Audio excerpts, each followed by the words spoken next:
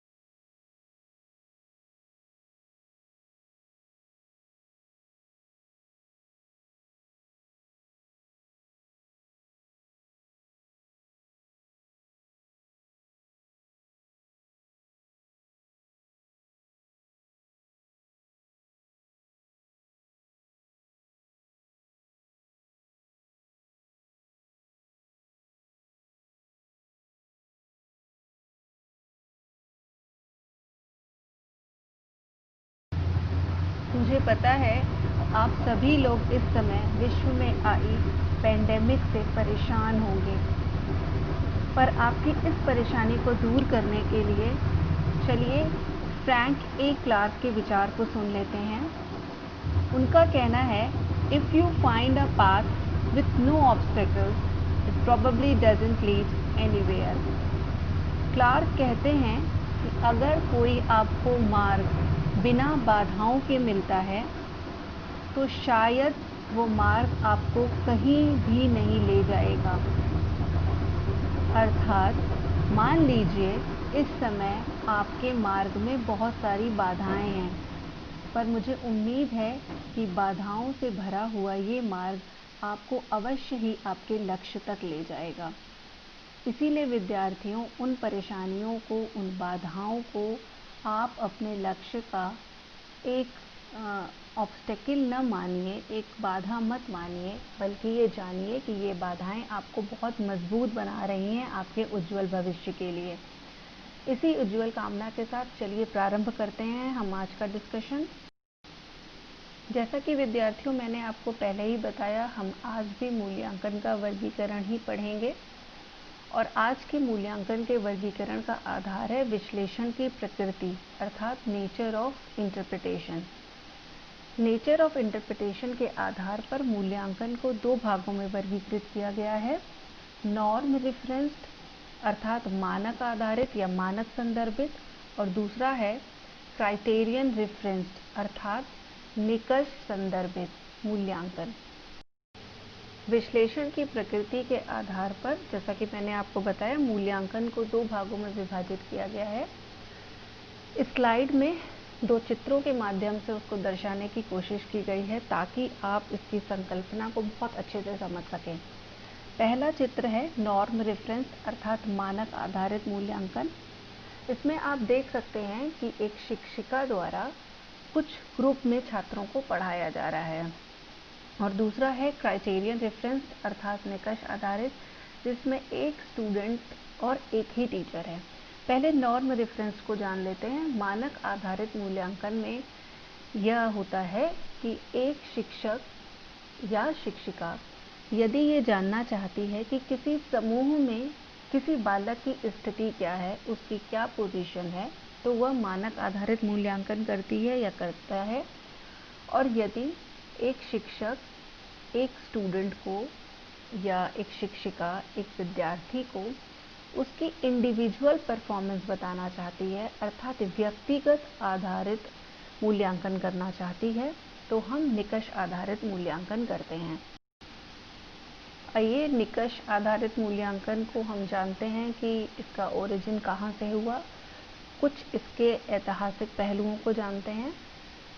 अगर हम देखते हैं कि इस टर्म को किसने सबसे पहले डिस्कस किया, तो सबसे पहले इस टर्म का डिस्कशन R.L. ईबल द्वारा 1962 में किया गया था, जब इन्होंने अपना एक आर्टिकल लिखा था और उस आर्टिकल का नाम था कंटेंट स्टैंडर्ड टेस्ट स्कोर, और उनका ये आर्टिकल पब्लिश हुआ था एजुकेशनल एंड साइकोलॉजिकल मेजरमेंट में। परंतु फिर भी जब R.L. ईबल ने इस टर्म को सबसे पहले डिस्कस किया, तब विश्व के शिक्षा शास्त्रियों और स्कॉलर्स का ध्यान इस ओर नहीं गया। सबसे पहले 1963 में रॉबर्ट ग्लेजर ने अमेरिकन साइकोलॉजिस्ट में अपना एक आर्टिकल पब्लिश किया, और उस आर्टिकल का नाम था instructional technology and the measurement of learning outcomes, some questions. तब पहली बार विश्व के सभी शिक्षा शास्त्रियों का ध्यान क्राइटेरियन रेफरेंस इवैल्यूएशन अर्थात निकष संदर्भित मूल्यांकन की तरफ आकर्षित हुआ। इसीलिए इस संकल्पना का क्रेडिट हम रॉबर्ट ग्लेजर को ही देते हैं। कुछ प्रमुख बिंदुओं के आधार पर हम जानते हैं कि क्राइटेरियन रेफरेंस्ड और नॉर्म रेफरेंस्ड क्या मूल्यांकन क्या होता है। पहले मानक आधारित मूल्यांकन को जानते हैं। To measure one's relative position in a group we usually use the norm reference test। किसी भी व्यक्ति की किसी समूह में सापेक्षिक स्थिति को मापने के लिए हम सामान्यतः मानक संदर्भित परीक्षण या मानक संदर्भित मूल्यांकन करते हैं।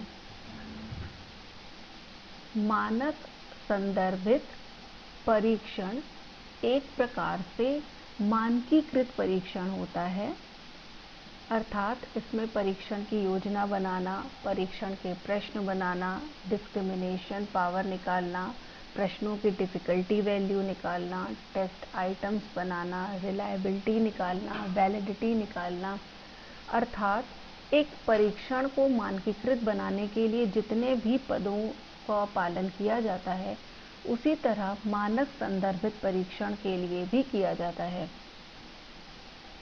अगर हम एग्जाम्पल इसका देखना चाहें, तो किसी भी समूह में किसी भी व्यक्ति की स्थिति या उसकी रैंक मानक संदर्भित परीक्षण या मूल्यांकन का एक अच्छा उदाहरण है।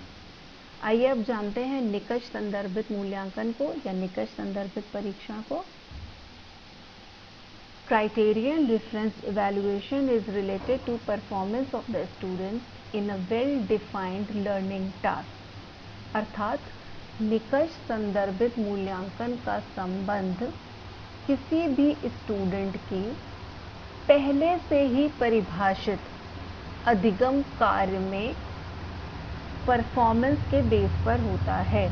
अर्थात पहले से ही जो अधिगम के लक्ष्य निर्धारित किए गए हैं, उन लक्ष्यों के आधार पर किसी भी स्टूडेंट ने, विद्यार्थी ने कैसा परफॉर्म किया है, यदि हमें इसका मूल्यांकन करना होता है तो हम निकष संदर्भित मूल्यांकन करते हैं। It has nothing to do with the norms or relative rank or position of students in any well-defined group। बहुत ही महत्वपूर्ण है ये बात, जो इसे मानक संदर्भित मूल्यांकन से अलग करती है। अर्थात निकष संदर्भित मूल्यांकन में हमें बालक की अर्थात विद्यार्थी की सापेक्षिक स्थिति या रैंक को परिभाषित करने की कोई आवश्यकता नहीं होती है। अगर हम इसका एग्जाम्पल देखें, तो किसी भी समूह में व्यक्तिगत स्कोर अर्थात व्यक्तिगत प्राप्तांक किसी विद्यार्थी के क्या हैं, वो मानक संदर्भित मूल्यांकन की ओर इंगित करता है। तो विद्यार्थियों, अभी तक हमने जान लिया कि मानक संदर्भित मूल्यांकन और निकष संदर्भित मूल्यांकन क्या होते हैं। अब जानते हैं इन दोनों में कुछ पैरामीटर्स के आधार पर क्या अंतर होता है। जैसा पहले पैरामीटर होता है टाइम ऑफ यूज, समय के उपयोग के आधार पर। जैसे मानक संदर्भित मूल्यांकन किसी भी टर्म, किसी भी समयावधि की समाप्ति पर लिया जाता है या किया जाता है, जबकि निकष संदर्भित मूल्यांकन शिक्षण अधिगम प्रक्रिया के दौरान किया जाता है। सिमिलैरिटीज अर्थात समानता के आधार पर अगर देखा जाए तो मानक संदर्भित मूल्यांकन बिल्कुल योगात्मक मूल्यांकन के समान होता है, वहीं दूसरी ओर निकष संदर्भित मूल्यांकन संरचनात्मक तथा निदानात्मक मूल्यांकन के समान होता है, क्योंकि संरचनात्मक तथा निदानात्मक मूल्यांकन भी शिक्षण अधिगम प्रक्रिया के दौरान किया जाता है। पर उद्देश्य के आधार पर अगर हम देखें तो मानक संदर्भित मूल्यांकन का उद्देश्य किसी भी समूह में किसी विद्यार्थी की सापेक्षिक स्थिति या रैंक को जानना होता है, वहीं दूसरी ओर निकष संदर्भित मूल्यांकन का उद्देश्य किसी भी पहले से ही निर्धारित अधिगम कार्य में व्यक्तिगत योग्यता का मूल्यांकन करना होता है। प्रकृति के आधार पर हम देख सकते हैं कि मानक संदर्भित मूल्यांकन की प्रकृति सापेक्षिक होती है, वहीं निकष संदर्भित मूल्यांकन की प्रकृति निरपेक्ष होती है, अर्थात व्यक्ति की अर्थात विद्यार्थी की निरपेक्ष योग्यता का मापन किया जाता है। पॉपुलेशन के आधार पर अगर हम देखें तो मानक संदर्भित मूल्यांकन की व्यवस्था एक बड़े पॉपुलेशन पर होती है, अर्थात जैसे students in a state, region etcetera, अर्थात किसी विद्यार्थी की स्थिति पूरे राज्य में क्या है, उस रीजन में क्या है, उस आधार पर हम बता सकते हैं। वहीं अगर हम निकष संदर्भित मूल्यांकन को देखें तो ये बहुत ही छोटे सीमित एरिया में किया जाता है, जैसे कि स्कूल में, किसी क्लासरूम में और इवन सेक्शन में भी अगर हमें मूल्यांकन करना होता है तो हम निकष संदर्भित मूल्यांकन कर सकते हैं। आइए कुछ अन्य पैरामीटर्स के आधार पर भी हम जानते हैं कि मानक संदर्भित मूल्यांकन और निकष संदर्भित मूल्यांकन में क्या अंतर होता है। कंस्ट्रक्शन प्रोसेस अर्थात निर्माण करने की प्रक्रिया के आधार पर अगर हम मानक संदर्भित मूल्यांकन को देखें तो जैसा कि पहले भी बताया गया है, एक मानकीकृत परीक्षण के जितने भी सोपान होते हैं उन सभी सोपानों का पालन करना आवश्यक होता है। दूसरा, अगर हम मानक संदर्भित मूल्यांकन को देखें तो ये एक प्रकार से बाह्य मूल्यांकन की तरह होता है, वहीं दूसरी ओर निकष संदर्भित मूल्यांकन एक शिक्षक द्वारा निर्मित उपलब्धि परीक्षण के समान होता है और इसका प्रकार आंतरिक मूल्यांकन की तरह ही होता है। दूसरा पैरामीटर है कॉम्प्रिहेंसिवनेस ऑफ द टेस्ट, अर्थात परीक्षण की सघनता कितनी है। तो हम नॉर्म रेफरेंस मूल्यांकन में देखते हैं कि it typically measures a more general categories of competencies, knowledge और एप्टीट्यूड, अर्थात ये बहुत ही सामान्य प्रकृति की कुशलताओं को, दक्षताओं को, ज्ञान को और अभिक्षमता को नापता है। वहीं अगर हम दूसरी ओर निकष संदर्भित मूल्यांकन को देखें तो निकष संदर्भित मूल्यांकन विशिष्ट अर्थात विद्यार्थी के व्यवहार की विशिष्टताओं पर मुख्यतः केंद्रित होता है। दूसरा, अगर हम कॉम्प्रिहेंसिवनेस ऑफ टेस्ट के बेसिस पर देखें तो मानक संदर्भित मूल्यांकन के अंतर्गत बहुत सारे निकष संदर्भित परीक्षणों को सम्मिलित किया जा सकता है। यहाँ कहने का मतलब ये है क्योंकि मानक संदर्भित मूल्यांकन में सामान्य रूप से किसी भी ज्ञान, अभिक्षमता या दक्षताओं का पालन किया जाता है, तो उन सामान्य में अगर हमें विशिष्टता को उजागर करना होता है तो हम क्राइटेरियन रेफरेंस इवैल्यूएशन को इसमें सम्मिलित करते हुए मूल्यांकन करते हैं। वहीं अगर निकट संदर्भित मूल्यांकन को देखें तो इसमें जैसा कि कहा गया है कि ये निकट संदर्भित मूल्यांकन मानक संदर्भित मूल्यांकन को विभिन्न प्रकारों से एक शेप प्रदान करता है। अर्थात मान लीजिए हमें किसी व्यक्ति के व्यक्तित्व का मूल्यांकन करना है तो हम उसके व्यक्तित्व के विभिन्न पहलुओं को देखेंगे, जैसे उसका बाहरी व्यक्तित्व, वो बोलने में कितना अच्छा है, उसकी पर्सनैलिटी में हम देख सकते हैं कि उसकी सुंदरता का आकलन कर सकते हैं, उसकी हाइट का, उसकी वेट का। पर अगर हम उसकी इंटरनल पर्सनैलिटी का मूल्यांकन करें तो हम देखेंगे कि उसका व्यवहार कैसा है, वो दूसरों के साथ किस तरह से व्यवहार करता है, उसका डिसिप्लिन क्या है।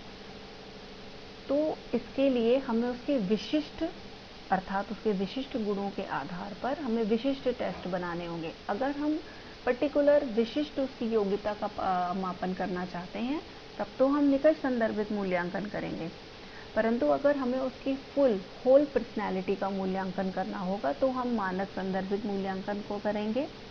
परंतु इस संदर्भ में पर्सनैलिटी को मेज़र करने के संदर्भ में मानक संदर्भित मूल्यांकन यदि हम कर रहे हैं तो उसमें उसकी विशिष्ट योग्यताओं का मापन करने के लिए निकट संदर्भित मूल्यांकन सम्मिलित होंगे। प्रोडक्ट के आधार पर अगर हम देखें तो मानक संदर्भित मूल्यांकन का उद्देश्य मात्र विद्यार्थियों को सर्टिफिकेट अर्थात डिग्री या फिर ग्रेड प्रदान करना होता है। वहीं दूसरी ओर निकट संदर्भित मूल्यांकन का उद्देश्य विद्यार्थियों की अधिगम प्रगति में आने वाली अधिगम कठिनाइयों को जानना है और उन कठिनाइयों को दूर करने के लिए उन्हें रेमेडीज उपलब्ध कराना है। हम पहले ही आपको बता चुके हैं कि निकट संदर्भित मूल्यांकन का आधार संरचनात्मक मूल्यांकन और निदानात्मक मूल्यांकन से मिलता जुलता है।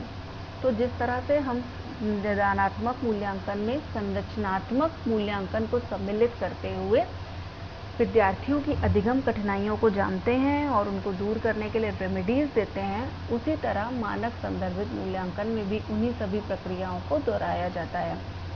और जैसा कि पहले बताया गया है कि मानक संदर्भित मूल्यांकन योगात्मक मूल्यांकन के समान होता है, तो योगात्मक मूल्यांकन का उद्देश्य भी छात्राओं को डिग्री या अंक या ग्रेड प्रदान करना होता है। उसी तरह से मानक संदर्भित मूल्यांकन का भी जो उत्पाद होता है वो आपको छात्रों के सर्टिफिकेट या ग्रेड के रूप में प्राप्त हो जाएगा। Now activity time. पिछली स्लाइड्स के माध्यम से हमने ये जाना कि मानक संदर्भित मूल्यांकन और निकट संदर्भित मूल्यांकन क्या होता है और विभिन्न पैरामीटर्स के आधार पर इन दोनों में अंतर को भी जाना। चलिए एक्टिविटी 1 जानते हैं क्या है। प्रश्न है आपका, शैली wants to compare her height and weight to the national average for women in her age bracket।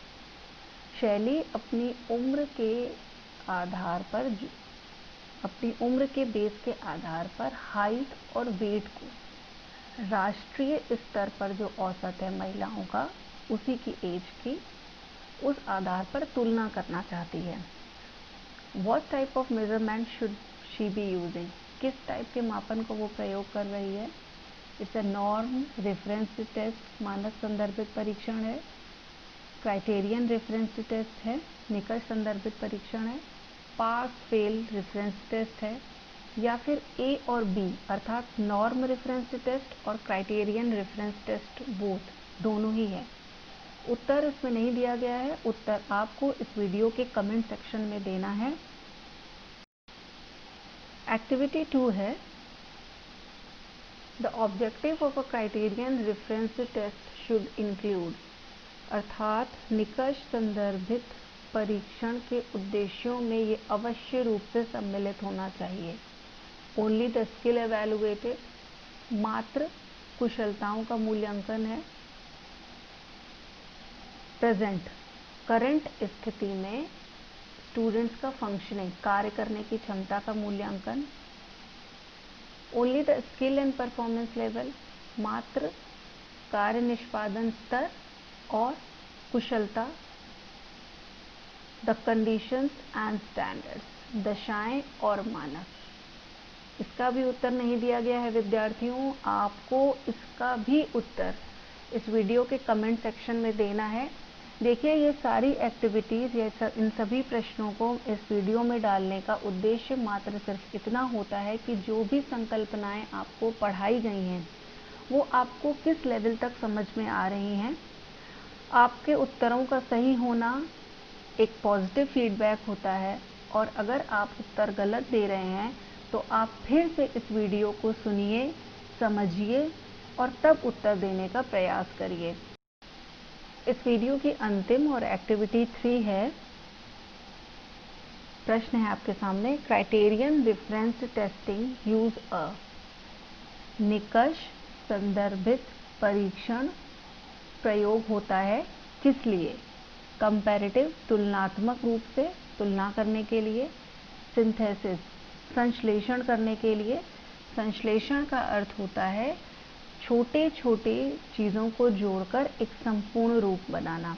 अर्थात इस प्रश्न ऑप्शन का अर्थ हुआ कि निकष संदर्भित परीक्षण का प्रयोग क्या छोटी छोटी विशेषताओं को एक संपूर्ण रूप से मूल्यांकित करने में है। डायरेक्ट, प्रत्यक्ष उपयोग है इसका। इनडायरेक्ट, अप्रत्यक्ष उपयोग है। इसका भी आंसर नहीं दिया हुआ है। आप सभी विद्यार्थियों को इस प्रश्न का उत्तर भी इस वीडियो के कमेंट सेक्शन में देना है। तो विद्यार्थियों, आज हमने विश्लेषण की प्रकृति के आधार पर मूल्यांकन को वर्गीकृत करके मानक संदर्भित मूल्यांकन तथा निकष संदर्भित मूल्यांकन को समझा और दोनों में अंतर को भी जाना। इसके साथ ही साथ इस वीडियो में हमने आपको 3 एक्टिविटीज़ दी हैं ताकि आप ये जान सकें कि आपको इस संकल्पना का कितना ज्ञान हुआ। प्रिय विद्यार्थियों, आपसे ये अनुरोध है कि जो भी एक्टिविटीज़ किसी भी वीडियो के एंड में दी जाती है, आप उसको सॉल्व करिए और इस वीडियो के कमेंट सेक्शन में उसका उत्तर दीजिए, ताकि हम ये जान सकें, आप और मैं, ये फीडबैक दोनों के लिए है, क्योंकि मैं इसे एक संरचनात्मक स्तर का मूल्यांकन मानती हूँ, क्योंकि इससे न मेरी शिक्षण प्रक्रिया में सुधार होगा बल्कि आपकी अधिगम स्तर में भी सुधार होगा। इसलिए जो भी एक्टिविटीज़ दी जाती हैं उनको आप सॉल्व करिए और इस वीडियो के कमेंट सेक्शन में उसका उत्तर दीजिए। इसके अलावा भी अगर आपको कोई फीडबैक देना हो तो आप इस वीडियो के कमेंट सेक्शन में आके आप अपना फीडबैक दे सकते हैं। अभी भी अगर आपने मेरे चैनल को सब्सक्राइब नहीं किया है तो प्लीज़ आप मेरे चैनल को सब्सक्राइब करिए, ताकि फर्दर अपडेट्स या फर्दर जो भी वीडियो अपलोडेड हों कुछ नए कॉन्सेप्ट पे, उसकी जानकारी आपको हो सके। एक बात और विद्यार्थियों, मैंने ये वीडियो हिंदी में बनाया जिसका एक कारण ये है कि मुझे बहुत सारे हिंदी मीडियम के विद्यार्थियों ने पर्सनल मैसेज करके बोला कि मैडम कुछ वीडियो आप हिंदी में भी बनाइए। तो अगर किसी भी माध्यम के विद्यार्थी को कोई भी समस्या होती है तो वो मुझे कांटेक्ट कर सकते हैं। प्लीज़ आप इस वीडियो के कमेंट सेक्शन में जाके आप अपने यहाँ फीडबैक, आपकी अपनी प्रॉब्लम, आपको ये वीडियो अच्छा लगता है तो आप तारीफ़ भी कर सकते हैं। तो please students, stay tuned with me and please subscribe the channel. So thank you so much for listening me and best of luck.